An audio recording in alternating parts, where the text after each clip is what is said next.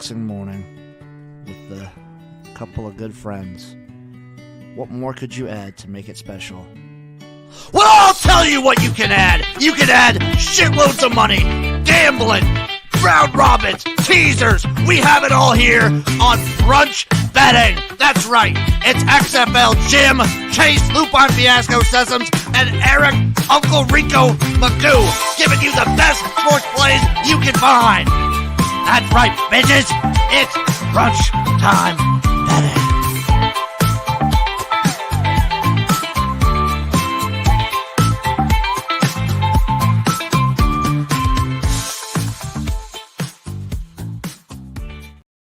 What's up, everybody? Welcome to another episode of Brunch Time Betting. As always, it is me, XFL Jim, joined by his Phreakness, Chase, Lupin Fiasco, Sessoms, and of course, Uncle Rico, Erik, my man.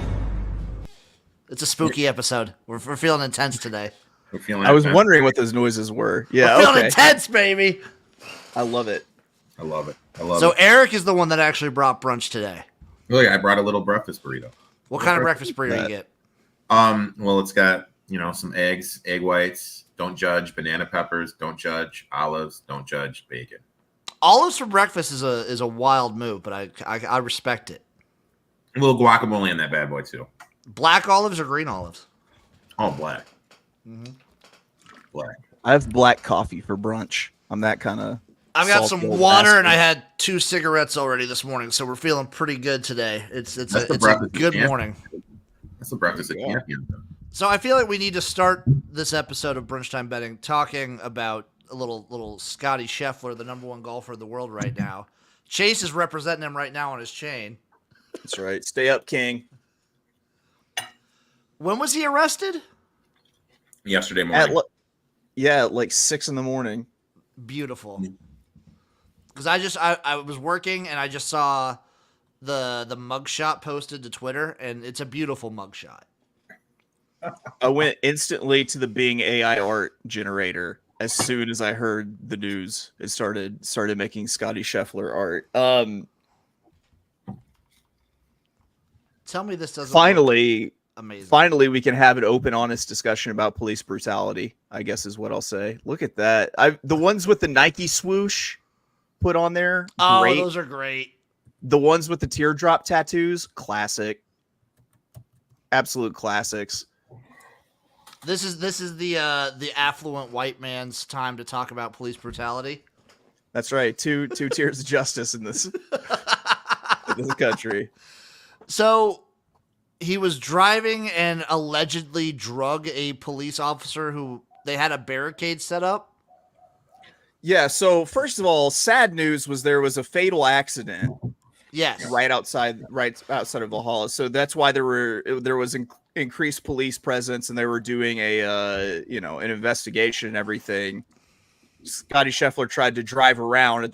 At that point, the cop, quote unquote, attached himself to Scotty Scheffler's vehicle, and he dragged him for 10 to 20 yards. After he was told to stop, though. After he was told to stop, he still went going, and I think that's when the guy attached him.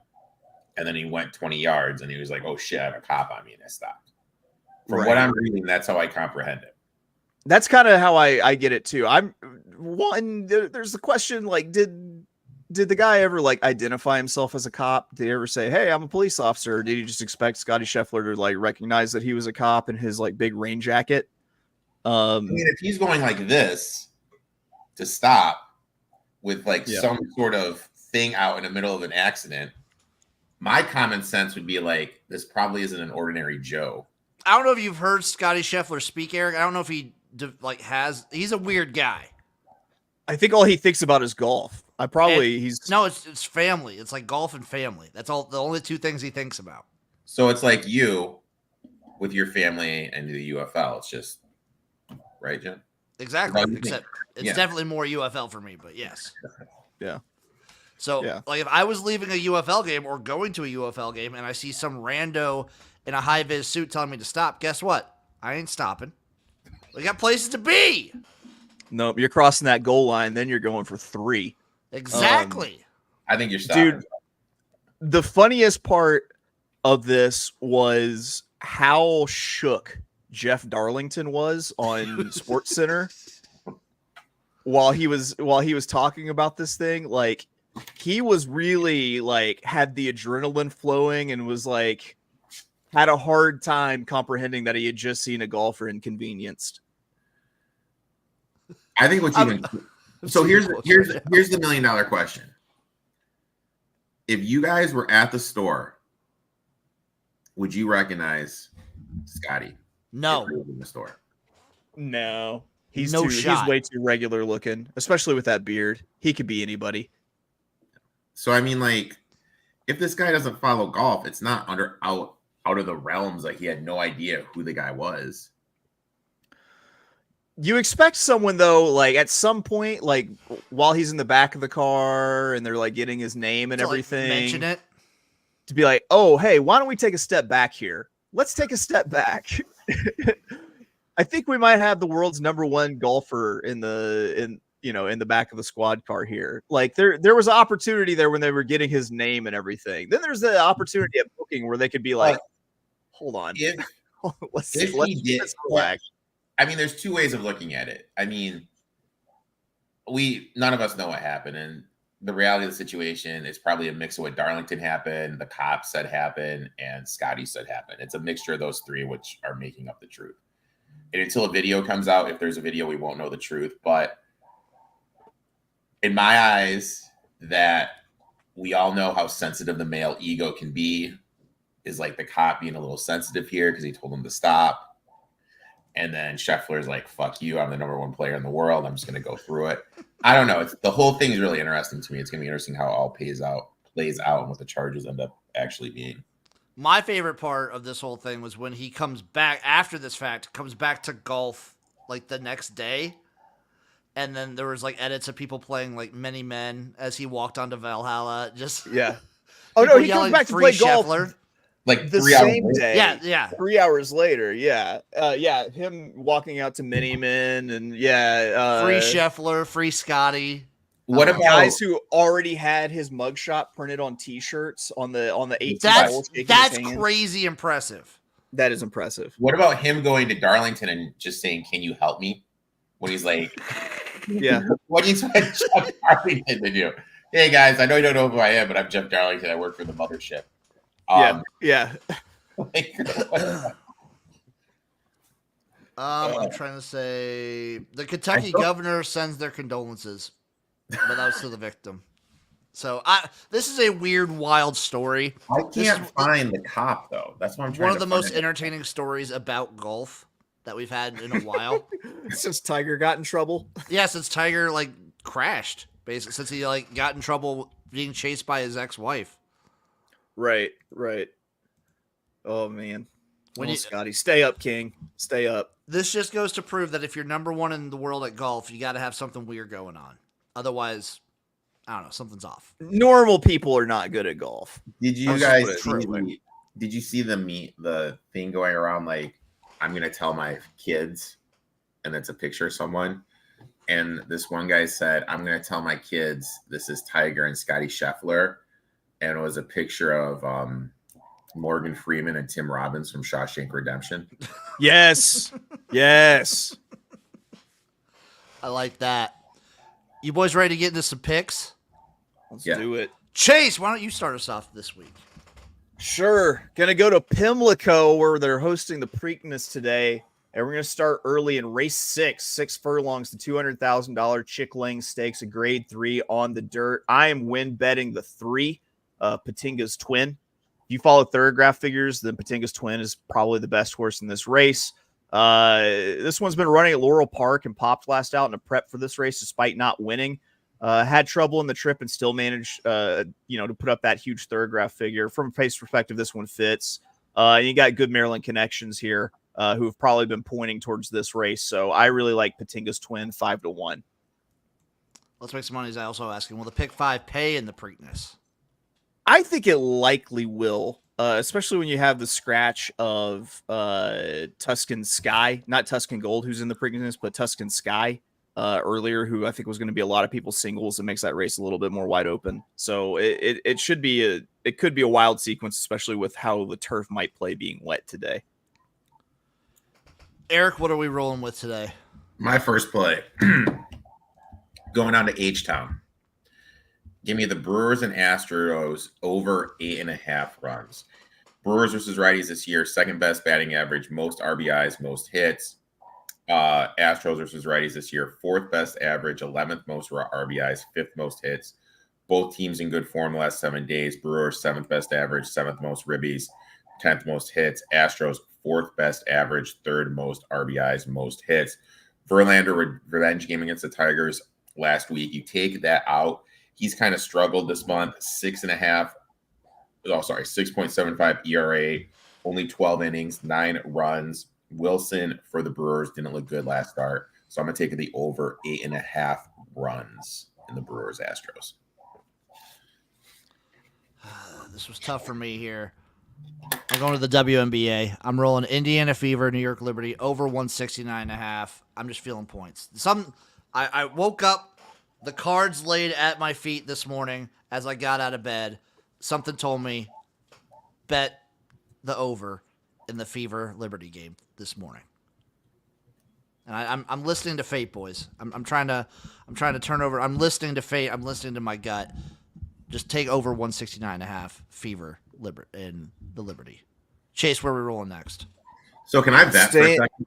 Can I vet? You can vet, bro. You can vet. As long This as you just want. shows you. So you're playing in a professional league, okay? And Colin Cowherd said that there's this clip going around that the WNBA needed to do a better job of giving Caitlin Clark an easier schedule. How can they do that against professional teams? Just explain to me how the fuck they can do that. Is he just alleging that the WNBA should rig things? That's basically what he's saying. Yeah, it sounds like I it. mean, look, I get it. Maybe not play like the Sun, who are good. They just played one of the New York teams. They have the other New York team today. Okay, you want to say that? I get that. But these are professional teams, and the rules are different. And her coach basically called her out for taking bad shots after the post game. And to whoever asked that question, yeah, if it's over 20, just keep playing that under, because she's having a very hard time adjusting to the game. Let's see. It is currently. You can get to score 20 plus. No, it doesn't have their actual. Where is it right here? Yeah. It's 19.5, Eric. Oh, so it's gone down. It was 20. I got at 21.5 the first game. Last game, 20.5. 19.5.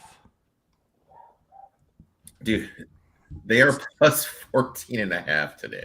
Yeah, it's rough. It's rough. I mean, guess what? When you pick number 1 overall, you're probably not in a great situation. In back-to-back years. Crazy. Yeah, Crazy in to think back-to-back that years. the Fever are just not that good of a team. Chase, what are we running with next? Staying at Pimlico, of course. Race 8, 6 furlongs, $100,000, Maryland Sprint Stakes. I'm putting a $10 win bet on the 6 Prince Jericho at 7-2, but I'm also going to play an exacta. That's the 6 Prince Jericho in first with 1 and 3 in second. This one absolutely freaked last out and came up a little bit short in a speed duel with the 1 horse who we're using underneath. This track should be more speed favoring, and it's going to lean more towards Prince of Jericho to get the best of a horse like Coastal Mission or the early speed of a horse like Super Chow here. So yeah, $10 win bet on the 6 Prince of Jericho at 7-2, $10 exacta, 6 with the 1-3. All right, Eric, what's your next play, baby? I'm going to the pond, dude. Give me the Oilers and Canucks under 1.5, first period plus 110. Game 6 and 7 under, something I love to do. Teams on the brink of elimination or an elimination game. If it's game 7 for both teams, obviously they're not going to take many chances, hold stuff close to the vest. There's been 5 game 6s this year. All of them have gone to the first period under, so I'm going to keep doing that. And there's only been one of them where a goal was actually scored. So I also played the no goal first period at plus 440. Ooh, I like it. I like it. My next play, I'm going to the UFL because we got picks. We didn't actually have spreads out when me and Erik did Spring Fever this week, but we have them out now. Erik, can you guess what the Roughneck Stallions spread is? 14.5. 16.5, baby. I'm not taking that game, though. I'm going Showboats, Panthers.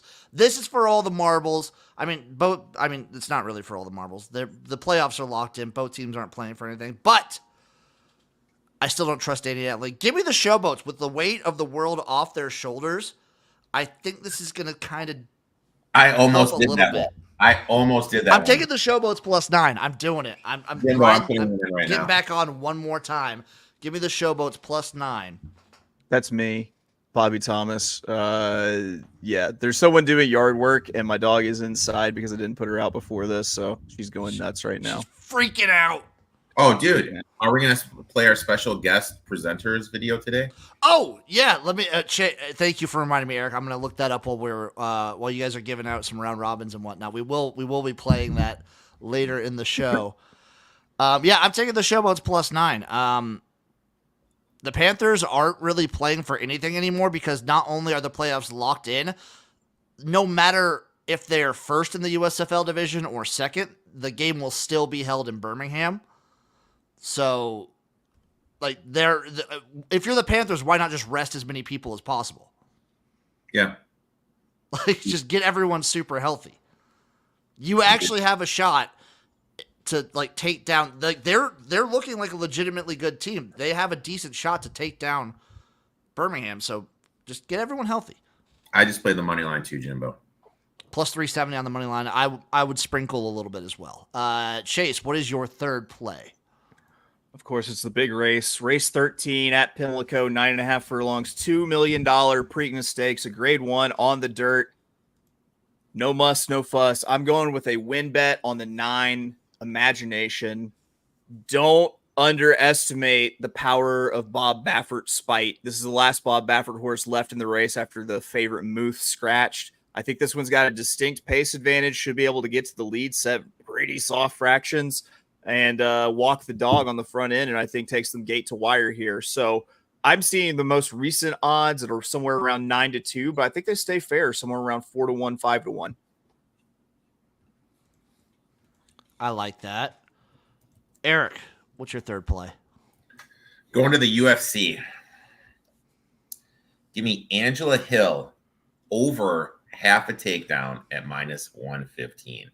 She's fighting this girl named Luna, who has a history of tiring out during her fights.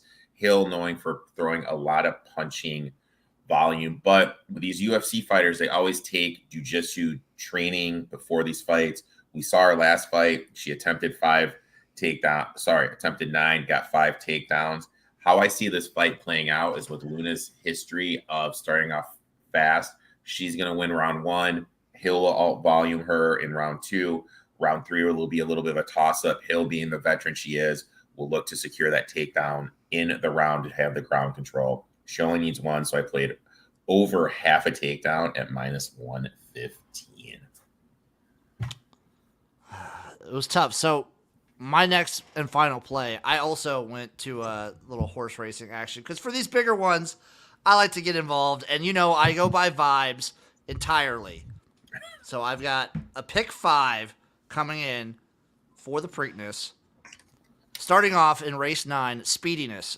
Duh. The 5 horse. Duh. What more do I need for that? Race 10, Corporate Power, because I feel like the corporate overlords are kind of planning something here. I think something's going. You might win. I think you might win that leg, yeah. But I also, as a safety, because sometimes I got to go double up. I'm doubling up on a couple this week. I went Gould's Gold because I liked the just how fun it was to say. Yeah. Or if it's Robbie Gold, then it's Gold's Gold. Yeah, Gold's Gold's even better. Yeah. Race 11, I went with the 9. That's right, because I'm just that's fucking right. We're winning this shit. That's right. In the 12, I went with the 9 Beatbox because duh. But also the 6 Crabs and Beer because that's an undefeated combo. That's a great combo. In the state of Maryland too. Yes. And then in the 13, in the Preakness, I also went with Imagination because you need an imagination in order to capture what's going on in my mind when it comes to picking horses. So Well, right now, I apologize to everyone who has.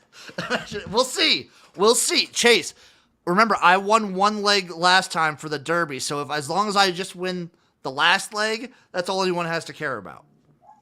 you know who you won it with was Seize the Gray, right? It's true. I believe so. Yeah. Who's now in the Preakness. I Hate the Lakers says Thunder big today, boys. Big. Ooh. All right, boys. What round robins we rolling with? And then we'll get to our special guest.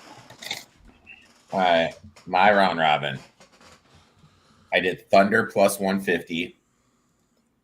Udaya in UFC plus 265. Barbosa in UFC plus 122. And Oilers Avalanche no goal first period plus 440. What do you got, Chase? Instead of a round robin, I've got a trifecta for the Preakness. In first place, it's going to be Imagination. And then in second and third place, I'm going to use 3 horses. The 2, Uncle Heavy. The 3, Catching Freedom. And the 8, Tuscan Gold. So it will be 9 with 238 with 238. And for me, I'm rolling with the Memphis Showboats plus 370. I'm going with the Thunder, and I'm going with the Chicago Sky to get it done. A little Going with Angel Eric's Reese home team. action. Yes, sir. A little And- Angel Reese, dude. Yes, sir. And now our special guest, one Dean Blandino, coming in. Dean Blandino from Fox Sports. We're here to talk about Brunch Time Betting, my favorite betting show. It combines 2 of my favorite things, brunch and betting. And when you talk about brunch, what's my favorite brunch food? It begins and ends with Eggs Benedict. I don't know how Facts. anybody can choose anything else. It's My man's incredibly delicious. You talk about that toasted English muffin, those sounds kinda poached bougie. egg with the runny Eggs yolk, Benedict's so that good, though. Canadian bacon, the hollandaise sauce. It doesn't get much better. If you don't want to do the bacon, you could do a little salmon. You want to go a little healthier, a little Florentine with a little spinach. It's the best brunch time food of all time. And that's where I'm putting my money. And listen, where I also put my money is on my favorite Danish women's handball team. I can't Professional believe it. Women's handball in Denmark. The league, Division 1, also known as Bambusa Kvindelgame, which has been around since 1936. 14 teams played 26-game regular season. 8 teams advanced to the playoffs. And again, if I'm betting on anybody, my favorite Danish women's handball player of all time, you got to go back to 2003. She led the league in scoring from 2003 to 2005. Bojana Petrovic. I mean, who can forget Bojana? Bojana was the GOAT, one of the greatest of all time in Danish women's handball. And if you want some advice this year, I'm thinking my team, Odense Handball, 2 top division titles. I think they're going to win a 3rd. They're to me, I don't know what the odds are, but that's my team for this year. And as we think about favorite, what do I think about Danish as a for brunch? Danish, it's incredible. I mean, we talking about a snegel, which is a traditional cinnamon roll type Danish pastry, or Does he think we're a Danish? Spandauer, which has the custard cream. Maybe. I mean, it's incredible. I love Danish women's handball. I love Danish pastries. I love Eggs Benedict for brunch, and I love Brunch Time Betting. That's it. I'm out. Don't trust me. Trust these guys. Trust me. We're gonna be eating some Eggs Benedict, watching some Danish women's handball, and it's gonna be a good time. Damn right it is, Dean. Right it is. I have a confession to make. I have never had Eggs Benedict. Never. I love it. I love Eggs Does it live up Benedict. to the hype? Little Eggs Benny? Drown me in hollandaise sauce, dude. I just want a bunch of eggs, sausage, hash browns, and champagne. That's my brunch right there. mean, I will give him credit. He went all out. Like he didn't have. He went all out. He went crazy. Go Dean. I mean, can you give him a 5-star review on that? I already did. Eric. I gave the second I saw it and watched it before I even sent it to you guys. I gave him a 5-star review. I was like, yes. Do you think that he thinks we're Danish? Yes. Yeah, Yes, 100%. 100%. He does. I would think so. I think I've been called worse. I've been called worse than Danish. That's I cool. wish he would have. I wish he would have reacted to my comment of like, I also respect Italian culture, but that's about everything I could have wanted. That's about everything I could have wanted out of a Dean Blandino Big D cameo. So I was looking at other cameos too for athletes.